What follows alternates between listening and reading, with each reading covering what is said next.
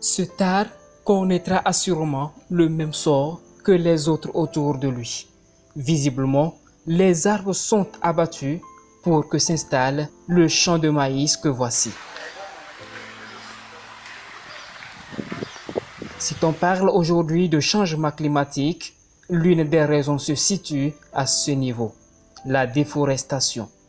C'est un mal planétaire et les efforts se multiplient davantage pour renverser la donne. Le reboisement se positionne alors comme une approche de solution. L'intérêt, c'est de répondre aux aléas climatiques. Avant, un simple paysan dans son champ peut te donner les dates précises des semis de son maïs ou bien de son sorgho. Mais à l'heure où nous sommes, il y a plein de paysans qui peuvent te donner ces dates précises parce qu'il y a un décalage qui n'est plus normal comme cela se faisait.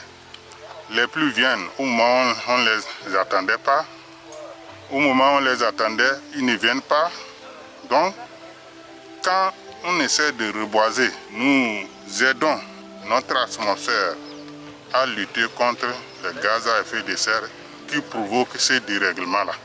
Elles, ce sont des journalistes, communicatrices et responsables d'organes. Réunis en session de formation sur le genre et le changement climatique, la question du reboisement a retenu leur attention, ce qui a motivé leur descente sur le terrain. Ici, une opération de reboisement s'est invitée et c'est le directeur en charge de l'environnement et des ressources forestières de la région centrale qui donne le ton. Quand on veut planter, d'abord on prépare le terrain, ce qui veut dire qu'il faut nettoyer totalement le terrain pour que le plant que vous mettrez en terre ne souffre pas de ce qu'il y a tout autour. Pour faire ce qu'on appelle l'épiquetage, il faut creuser les trous là où vous allez placer les plants. Et par rapport à une bonne technique, quand vous creusez, la partie noire, le terreau, se pose d'un côté et la partie en profondeur de l'autre côté. De telle sorte qu'au moment où vous voulez planter, quand vous voulez remblayer un peu le trou, vous prenez la terre noire, vous mettez d'abord et vous mettez le plant avant de placer la terre. Vous mettez dans le trou et vous remblayez de telle sorte à former comme une cuvette sous le plant, tout en ayant soin de ne pas l'enterrer. Nous avons choisi le cola gigantea, communément appelé, surtout en langue vernaculaire, gauti, de Melina arborea, qu'on appelle teck indien, le Senna siamea, le Kaya sénégalensis et le Kaya grandifolia. Tous ces arbres vont permettre vraiment de jouer avec la biodiversité que nous sommes en train de produire. Nous avons fait un écartement de 4 sur 4 et au total nous avons 221 plants. L'objectif est de voir d'ici quelques années ces jeunes plants devenir de grands arbres.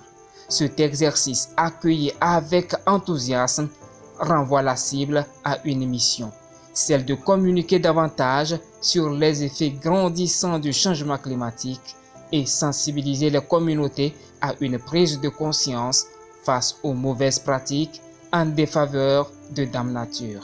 Cette formation est la bienvenue et à point nommé parce que à partir de maintenant, nous allons travailler avec les personnes ressources pour nous montrer comment planter les arbres. Je pense que nous avons eu pas mal de sujets ici pour pouvoir répondre à cette question. Sur Radio Cosmos Haute-Voix, et nous faisons des émissions sur l'agriculture. Nous faisons également les émissions sur l'environnement. À partir de cette formation, nous avons encore trouvé des sujets, des thèmes sur lesquels nous allons plus développer nos émissions sur l'environnement. Puisque vraiment, nous avons constaté, là où nous sommes venus pour planter les plants, il y a vraiment l'érosion. Et non seulement l'érosion, il y a également l'abattage des arbres pour les cultures. Il y a beaucoup de choses, donc vraiment ça nous donne la force d'agir sur plusieurs thèmes et choisir aussi les angles pour animer les émissions pour que les auditeurs, les populations en profitent. Le reboisement ne se limite pas à la mise en terre. Il faut programmer les entretiens.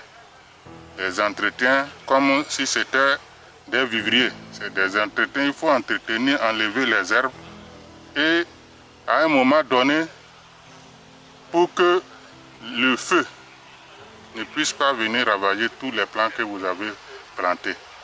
Faites tout pour nettoyer là-dedans, comme nos parents du sud font pour les cacaoyers.